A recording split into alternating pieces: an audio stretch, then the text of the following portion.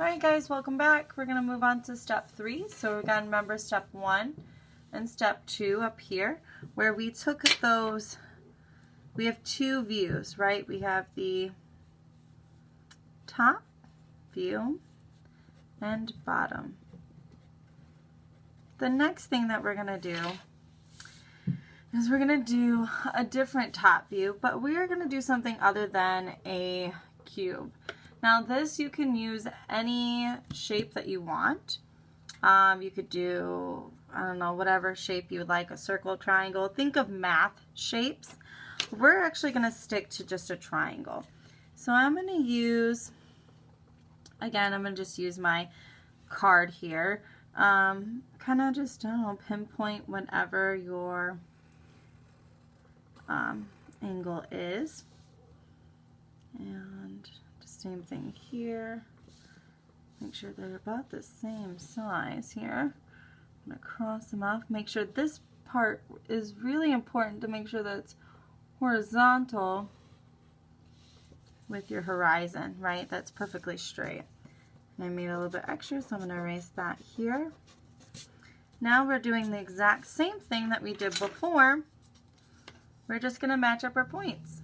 So I'm going to go ahead and start with this point, and it needs to come to here. So I'm going to go ahead and measure that up or line that up.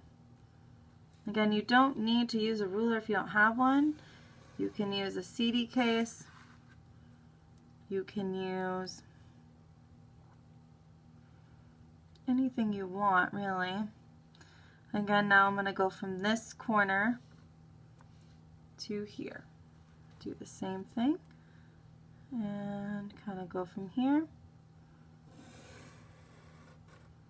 Match that up. Alright. Kind of look like the triangle is popping out at you. And now I'm going to go to this top point. Now if you notice, I'm not meeting at the edges, I'm meeting at these points here that are really important. So I'm going to come back up and I'm going to go here and down here. Again, my edge to this point. Make sure it matches up really good and draw it down. So now it looks like my triangle is popping off of my paper, right? Like it's shooting. So now we need to do the cutoff. So I'm going to make sure that I have this horizontal line pretty good here. So I want to make sure that this matches. And again, I'm going from converging line to converging line. I'm not continuing on. I'm stopping right where it's at.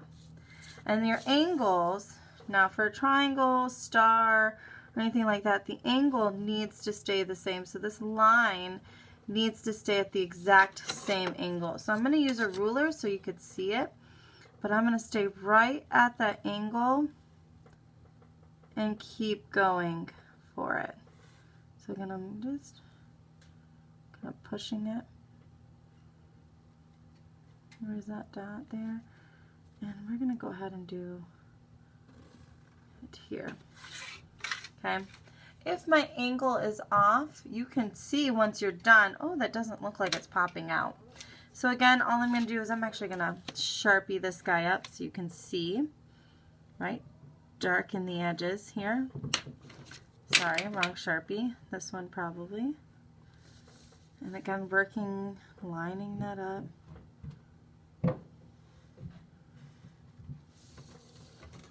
Again, I'm darkening just the edges of my triangle here. And again, same thing here, just the edges. And doing the same thing here, just the edges again, just the edge again, and just the edge one more time.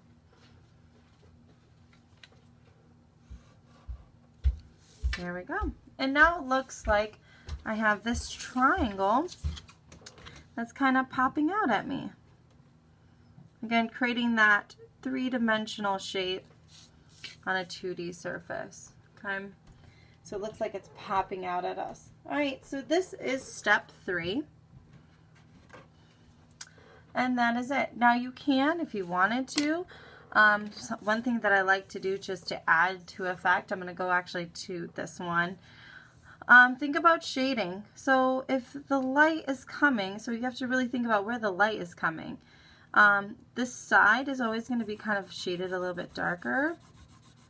And again, I'm going the way of my line, okay, straight up and down, and I'm staying consistent with it. I'm not scrabbling is what I call it to my daughters, trying to fill in the line. I'm staying one consistently way. The top, right, is going to be white, and this side is going to be, actually, let's go, I'm going to stay with that.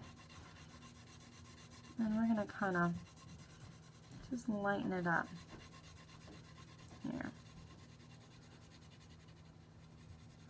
And again, I'm going that diagonal that I started. So I want it to look real, right? I want it to look real. And kind of darken this part up here. And I'm going to fade it to light. Okay, we kind of practice shading already with our value scale and with our shattered image project, and also we practice it with our grid drawings from last semester. So just remember that when you're shading, just imagine if it was real, okay? I mean, I could add some more shading in here just to give it some effect, to make it look real, right? Kind of like that, that glass full of water in the Do Now today was very boop, boop, boop, boop, just to give it some effect that it looks real. Right now it definitely looks like a box. So that's what I want you to do for step 3. So we did our triangle. It's not a cube. We just did a different shape. And then of course doing the same process. We did a bottom view, right, looking up. And then we also have this top view. That is it for step 3. We're going to move on to step 4 in about 2 seconds.